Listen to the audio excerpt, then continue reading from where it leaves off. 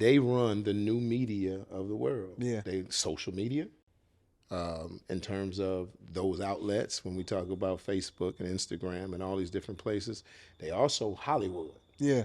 They're New York. Yep. And so and they're fundraisers. I'm talking about, tenacious fundraisers. And so that community also moves together in the hierarchy of the community. So it's like the black community in the 1950s and 60s. If you get the hierarchy of the community, that community then, because of the propaganda that's pushed through the community, they believe this person's bad, this person's good. You don't really need to know all the issues. Yeah. You need to dwindle it down to this is a bad person, he hates us, and this is a good person. And so the courting of that community got that. It's a tougher thing with the Latino and Hispanic community because people on both sides have borders. So a Democrat that's in Texas right now cannot stand up and support Joe Biden on the border. So what that Democrat is doing is to keep his job now. He's challenging, I just saw it on TV, he's challenging Joe Biden administration to come down here, title this, and you better get down here. I'm one of the people who's standing with you, because they gonna get rid of him. It's a game. Listen. It's a game. The politics, I'm so glad I'm not in it no more. Because that's why I'm saying that you are uniquely suited to be able to speak to this more than anybody more than anybody that I see online. You are uniquely suited to be able to speak to this more than anybody. And you break it down in a way in which the majority of us can, see students like myself, can understand it and really be able to consume it. You know what I'm saying? We have politics in our lives from the time that we go in kindergarten.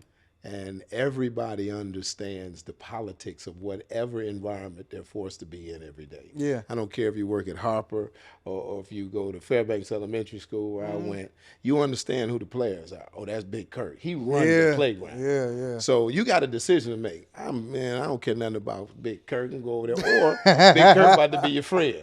One or the other, it's a decision that got to be. Or I'm going to fight Big Kirk because I want to be the guy. Yeah. There's a definite political decision that's made at every level. That's how people do understand it.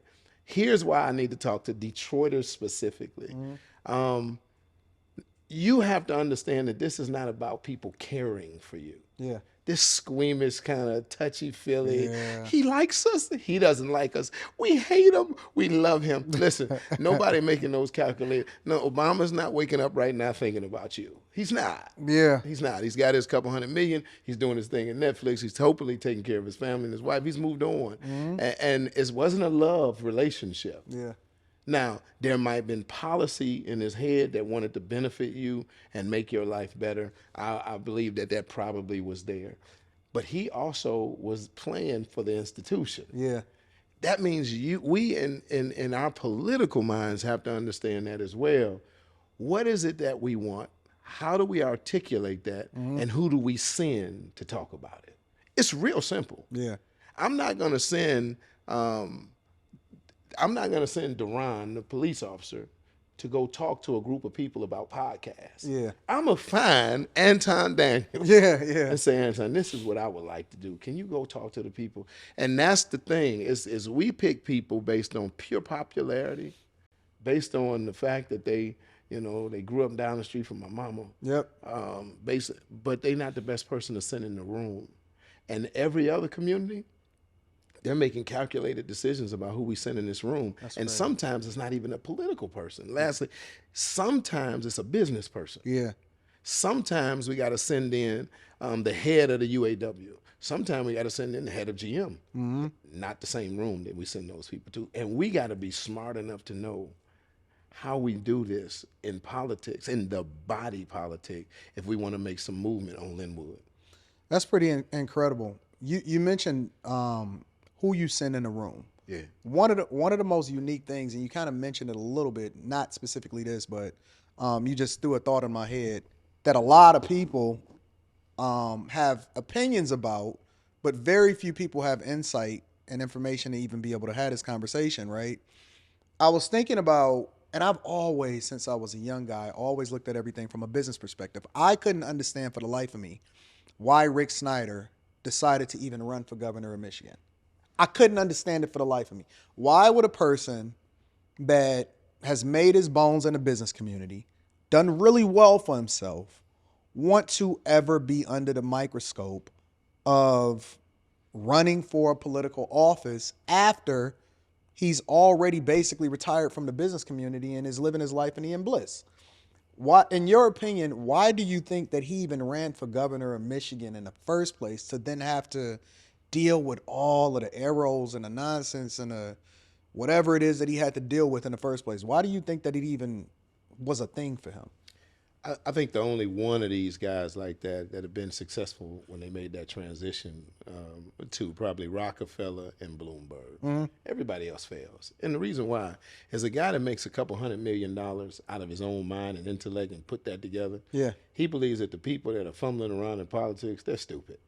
I could do that. Let me go help these people. Yeah. I have the right business mindset. I have the right acumen. I can do this. This is easy. These people don't know what they're doing, and then they come over there and get swallowed up. Mm-hmm. They don't do a good job because they believe that they can overlay their success in the business world and then bring it right over because nobody believes that politics is a science. Even though it's called that, they don't believe that it's something that people think you can just go out and put up signs, and if whoever put up the most signs and holler the loudest is going to win. Yeah. They don't understand that you got to learn how to count your votes. Yeah. I was learning how to count votes at 13, 14 years old.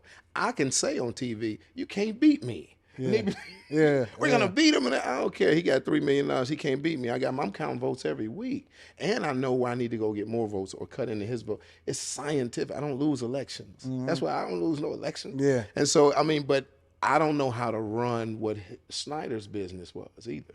So your expertise in being a physician doesn't make you a good dad. Yeah. Your expertise in business doesn't make you a good lawyer. You can have a law degree like Kwame Kilpatrick, but I'm not the best person that you need to sit in the court and defend your life. You don't want. That's not. I don't have any practice at that, and so that is what I believe happens to these business guys. Even Dan Gilbert, I used to sit down with Dan, and we have these meetings, and he was like, "Why don't you just go over there and do it?" Yeah, man. Wait, how do we do this? Let's put a team together. Yeah. And I said, I'd like to see you do it. Yeah. He was like, what do you mean? And I would explain the process of how to get done. He was like, wow, who can get through that? Well, I didn't even tell you about city council. You need to go talk to a few people on city council. We can make that happen. I know if you, okay, go ahead. And they discovered that it's a much tougher process, far more regulation than they talk about in business. Mm-hmm. And it's far more people intensive, not process intensive.